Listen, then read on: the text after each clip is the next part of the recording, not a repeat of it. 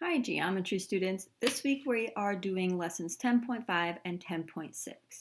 So here is 10.5. This is all on the effects of changing dimensions proportionally.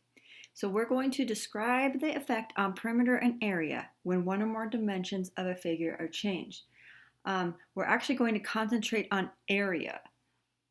I believe that's what your assignment's mostly going to be. And at the end here, I'm going to go over a few of the problems that are directly from your assignment. So I put this in here because I think this is a pretty neat figure. This is at the beginning of the PowerPoint and we normally talk about this for a while. But if you look at this graph, okay, this is kind of one of those almost false advertising sort of things. The media often will make things look different than they actually are. So if you look at the way that they did these DVD shipments, it looks like from 2000 to 2002, the size of these DVDs are multiplied many times. If you look at the numbers, 200 to 600, so from little to big, that's just tripled.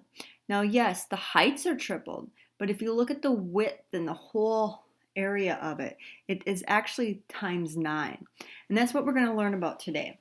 And I just want you to be aware of these misleading effects that are often seen in graphs. You will see in media a lot. So take everything with a grain of salt and don't believe just anything right away. Let's take a look and start some actual math here.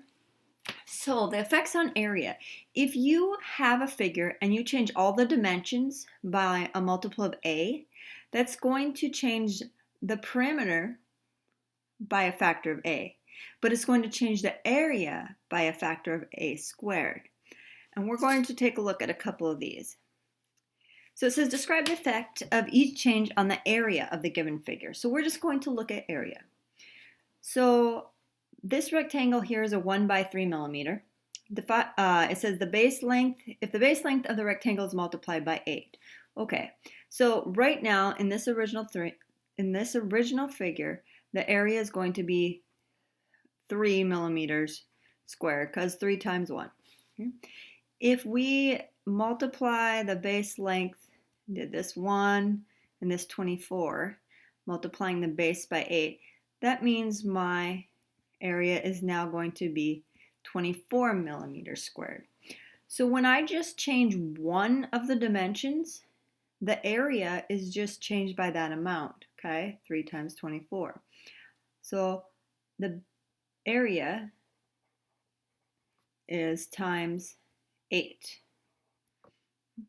But if both the base and height are multiplied by 5, so let's start with this original figure again.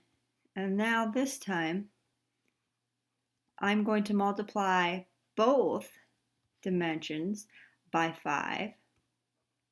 So I have 15 times 5 or 75 millimeters squared. Okay. And I look at this, my area was 3 and now it's 75, which means it was multiplied by 25, which is by 5 squared, because the change was a factor of 5, so factor of 5 squared. So this is times 5 squared, or 25. Let's look at the radius of the circle, which is 6, and what happens to the area when we triple it. So right now in this original circle, my area is going to be pi r squared, or 36 pi.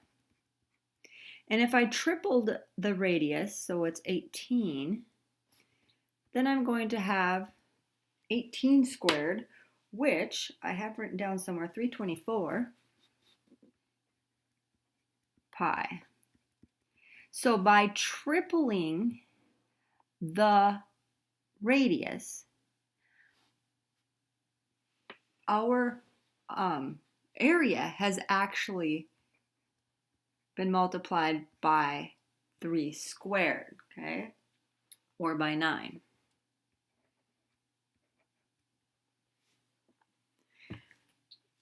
I hope this is kind of making sense. I'm going to throw a rather difficult problem at you right now, and then we'll go back to ones that are more about the ones you'll see in the lesson.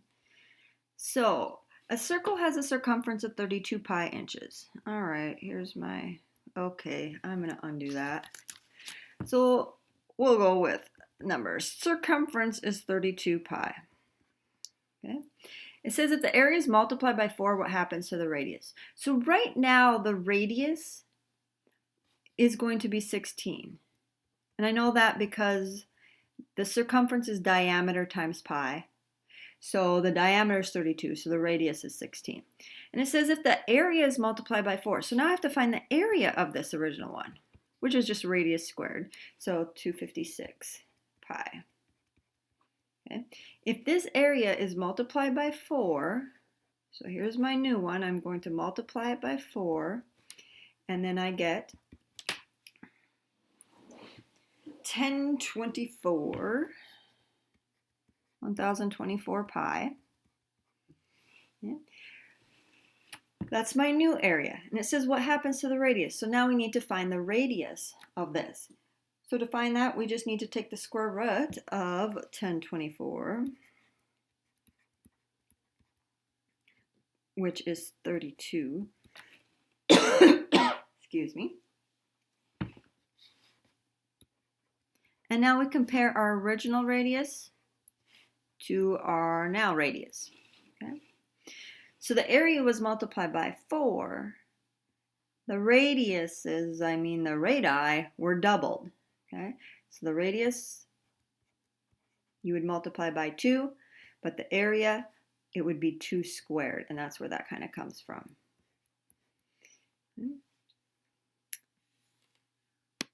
Here's some problems from your assignment. So these ones are odd ones. I won't require you to show work on these specific ones. I will assume you have watched this, but it doesn't hurt to jot down this stuff anyway. So it says the diagonals of a rhombus are both multiplied by 8, and we need to find out what the effect on the area would be. Okay?